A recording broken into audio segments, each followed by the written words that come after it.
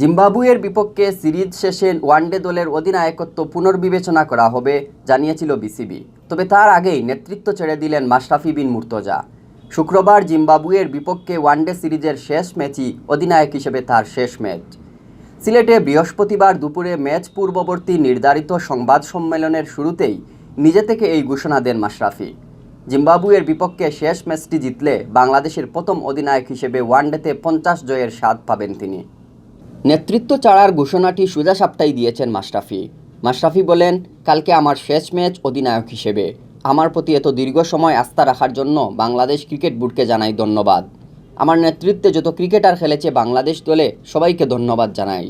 Team management যারা ছিল, যাদের কোচিংয়ে তিনি খেলেছেন, নির্বাচক ও বোর্ডের কর্মকর্তা, স্টাফ সবার প্রতি কৃতজ্ঞতা জানান মাশরাফি। কৃতজ্ঞতা জানানোর পর লিখিত বক্তব্য পড়ে শোনান মাশরাফি বিন মুর্তজা।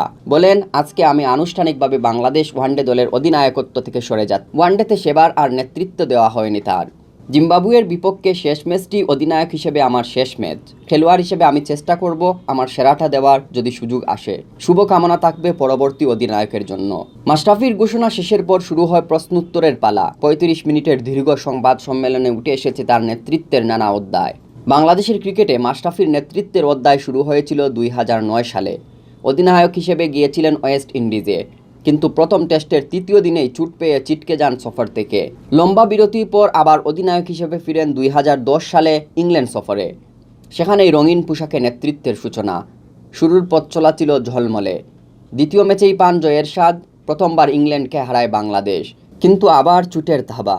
দেশের মাটিতে নিউজিল্যান্ডের বিপক্ষে সিরিজের প্রথম ওয়ানডেতেই বোলিংয়ের সময় চোট পেয়ে আবার যান মাঠের বাইরে। মাশরাফির নেতৃত্বে 2015 বিশ্বকাপের কোয়ার্টার ফাইনাল খেলে বাংলাদেশ। ওই বছর দেশের মাটিতে সিরিজ জয় ধরা দেয় ভারত ও দক্ষিণ আফ্রিকার বিপক্ষে। হোয়াইট ওয়াশ হয় পাকিস্তান। চলতে থাকে অধিনায়ক মাশরাফির জয়রথ। আফগানিস্তান জিম্বাবুয়ের বিপক্ষে প্রত্যাশিত সিরিজ জয় তো ছিলই। সব মিলিয়ে দেশের রেকর্ড 87 ওয়ানডেতে নেতৃত্ব দিয়েছেন। রেকর্ড 49টি জয়ও এসেছে তার অধিনায়কত্বেই। আজকে আনুষ্ঠানিকভাবে বাংলাদেশ জাতীয় ওয়ানডে দলের অধিনায়কত্ব থেকে অবসরে যাচ্ছি। আগামীকাল জিম্বাবুয়ের সাথে থার্ড ওডিআই অবশ্যই আমার অধিনায়ক হিসেবে শেষ ম্যাচ। খেলোয়াড় হিসেবে অবশ্যই আমি চেষ্টা করব আমার সেরাটা দেওয়ার, যদি সুযোগ আসে আমার। এবং আমার শুভকামনা থাকবে পরবর্তী অধিনায়কের জন্য। আমার বিশ্বাস সে বাংলাদেশ টিমকে নেক্সট স্টেপে নিয়ে যাবে ইনশাল্লাহ। এবং যদি আমি দলে থাকি, আমিও চেষ্টা করব আমার যে এক্সপিরিয়েন্স হয়েছে বা আমার ভেতরে যতটুকু আছে তাকে সর্বোচ্চ সহযোগিতা করা। ধন্যবাদ আপনাদের।